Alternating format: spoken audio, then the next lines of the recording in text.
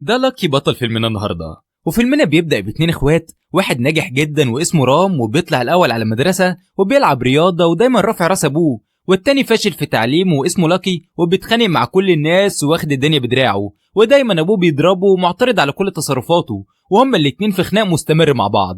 ولما بتعدي السنين بيكبروا ورام بيكون ضابط شرطة، اما صاحبنا لاكي فلسه زي ما هو فاشل وبيستغل الناس علشان مصالحه الشخصية، وبيرقص وبيغني وبيسهر وبيسكر وبيعمل كل حاجة غلط في حياته. ومن ناحية تانية ده بيكون زعيم عصابة واسمه شيفا، وبنلاقيه ماسك ضباط شرطة ومهدد اصحابه بالموت، وبنعرف في الوقت ده انه عاوز يترشح لمنصب سياسي، لكن الشرطة بتحاول تقبض عليه لانه مجرم، فبيخلي واحد من الضباط يمسك المسدس غصب عنه وبيموت زميله قدامهم.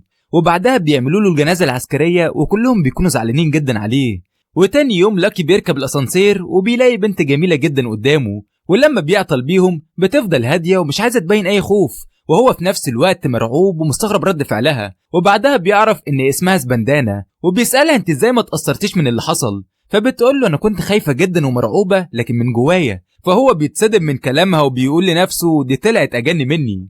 وتاني يوم بيقابل أبوه وبياخد منه فلوس علشان يحطها في البنك لأنه عايز يطلع الفيزا بتاعت أمريكا، وفعلا بيوصل البنك وبيحطها في الحساب بتاعه، لكن وهو هناك بيشوف سبندانا بالصدفة وبيمشي وراها وبيحاول يقرب منها لحد ما بيكونوا هما الاتنين اصحاب، وشوية رقص على شوية اغاني وباين انهم حبوا بعض. ومن ناحية تانية ده حزب سياسي وبيكون رافض ان الشيفا ينضم لهم ويترشح للانتخابات، لكن للأسف بيروح لهم وبيهددهم لو ما خدش بطاقة الترشح هيموتهم كلهم، وفعلا بيخافوا منه وفي نهاية الأمر بيوافقوا على كلامه. ولما بيكون خارج بيلاقي أبو الضابط اللي موته واقف قصاده ورافع يافطة اعتراض ضده، ورجالته بيحاولوا يضربوه لكن رام بيدافع عنه ما بيخليش حد يلمسه، والشيفا بيسيب المكان ويمشي لما بيلاقي الصحفيين موجودين، ورام بيطلب من رئيس الحزب يرفضوا يرشحوه، فبيقول له هات لي دليل واحد ضده وهيكون مصيره السجن. ولما بنروح للاكي بيلاقيه واخد حبيبته وبيعرفها على واحد صاحب كافيه وبيعتبره زي عمه، لكن بيتفاجئ وبيشوف ابنه عمل حادثة، فبيوقف عربية بسرعة وبتطلع بتاعة زعيم الشعب ريدي وبيجبره ياخده ويوديه المستشفى علشان يتعالج، والدكتور بيقول لهم حالته خطيرة جدا ومحتاجة عملية ب6000 في أسرع وقت، فبيضطر لاكي يروح البنك وبيسحب فلوس فيزة أمريكا وبيدفعها للمستشفى. وعمه بيشكره جدا لأنه أنقذ حياة ابنه وبيطلب يسامحه علشان كان فاكره بيستغله. وفي نفس الوقت وسائل الإعلام بتشوف زعيم الشعب كان شايل الطفل المصاب وواقف مع الدكتور وبيتكلم معاه وفاكرينه خايف على شعبه، وهو في الأساس عمل كل حاجة غصب عنه. وبيجي لاكي وبيخليه بطل قومي قدام كاميرات التلفزيون وبيقول لهم إنه أنقذ الطفل من الموت، وده بيخلي القيادة العليا تعينه في منصب وزير الداخلية، فبيكون فرحان جدا وبيشكر لاكي على كل حاجة عملها له، وبيقول له لو احتجتني في أي وقت لازم تكلمني.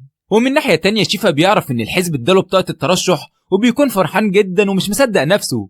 وفي نفس الوقت لاكي وحبيبته بيقفوا في كمين وبيكتشف إن أخوه رام موجود قدامه، فبيحاول يضايقه وبيهزقه قدام صاحبته وبيعرفها إنه بيكذب عليها في كل حاجة، وبيتصدم إنه كان قايل لها أخويا ضابط شرطة مجنون، لكن في الآخر بيخليهم يمشوا من غير أي مشاكل.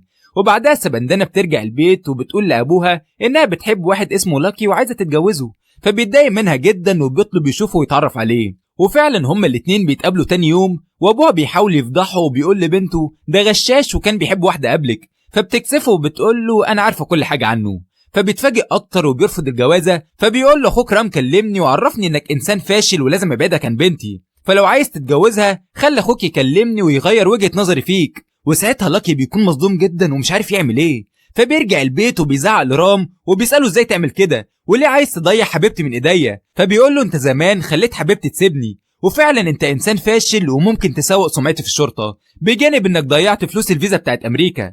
فلاكي بيتضايق وبيقول له وايه الدليل انك ضابط شريف وما بتاخدش رشوة، فبيضطروا هما الاتنين يمسكوا بعض وكل واحد عايز يضرب التاني لحد ما بتيجي امهم وبتضرب لاكي بالقلم على وشه، وهو متفاجئ جدا ومش مصدق اللي حصل، فبيروح البار وبيزعق لاصحابه وبيوعدهم هيندم اخوه على كل اللي عملوا فيه. وتاني يوم رام بيقابل ابو الضابط اللي مات وبيديله كل الاوراق اللي بتثبت ان شيفا مجرم، وبيروح لرئيس الحزب وبيبلغه لازم يقدمها لوزير العدل في اسرع وقت قبل ما شيفا يقدم ورقه ترشح النهارده في الانتخابات.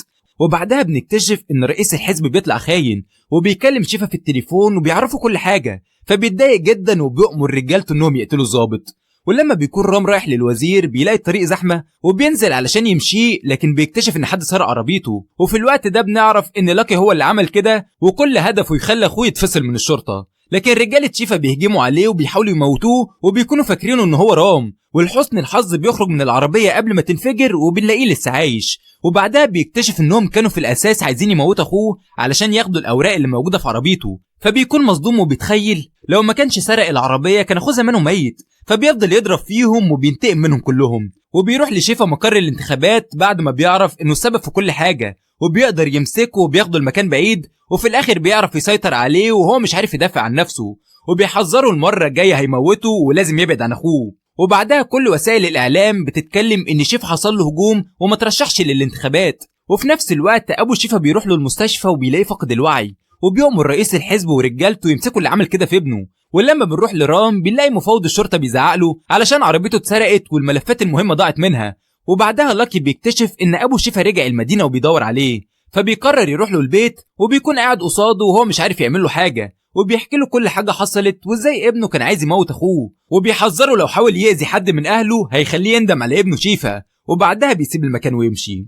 وتاني يوم بيقابل اصحابه وبيبدأ يحب اخوه من تاني وعايز يعمل اي حاجة علشان يفرحه، فبيقرر يرجعه لحبيبته شاتو اللي خلاهم هما الاتنين يسيبوا بعض زمان لما راح يقول لها انه بيحبها قبل رام، ولما عرفت ان اخوه رفضت ترتبط بيه. وفي الوقت ده كلهم بيحطوا خطة ازاي يوصلوا لها ويرجعوهم لبعض. ومن ناحية تانية رام بيراجع كاميرات المراقبة اللي في الشارع وبيشوف 3 شباب بينزلوا من العربية بتاعته وبيدخلوا كافيتيريا، فبيقرر يروح المكان وعايز يعرف هما مين، لكن للأسف ما بيقدرش يوصل لأي حاجة. وتاني يوم لاكي بيخطف شاتو في يوم فرحها وكلهم بيطلعوا يجروا وراه، لكن بيقدر في الآخر يهرب منهم ومحدش بيعرف يمسكه.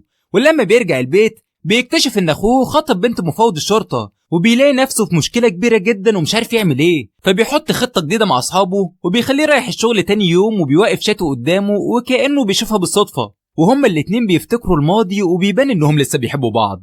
ولما بيجي الليل رام بيحكي لصاحبه اللي حصل، فبيقول له الوحيد اللي هيقدر يساعده هو اخوك لاكي، وفعلا بيسمع كلامه وبيروح للاكي وبيطلب منه يبوظ جوازته من بنت المفوض، فبيفضل يتنك عليه وبيعامله بطريقة وحشة، لكن في الآخر بيوافق وبيوقعه من فوق المبنى. ولما بيدخل المستشفى بيتكلم مع الدكتور وبيحط معاه خطة ولازم ينفذها، وبيروح يقول للمفوض إن رام عمل حادثة ومش هيقدر يخلف تاني، فبيقرر بعدها يلغي الخطوبة وبيرفض يخليه يتجوز بنته. ولما بيرجعوا البيت رام بيفضل يرقص وبيغني ومش مصدق نفسه، ولما بيكتشف اللي عمله لاكي بيتخانق معاه لأنه هيبوظ سمعته، فبيقول له ما كانش عندي حل تاني علشان اساعدك، انت ظابط نزيه ومحترم وبتعمل كل حاجة كويس، ومهما قلت فيك المفوض ما كانش هيصدقني، فكان لازم اعمل كده علشان ترجع لحبيبتك شاتو. وكلهم بيكونوا واقفين ومستغربين جدا اللي بيحصل.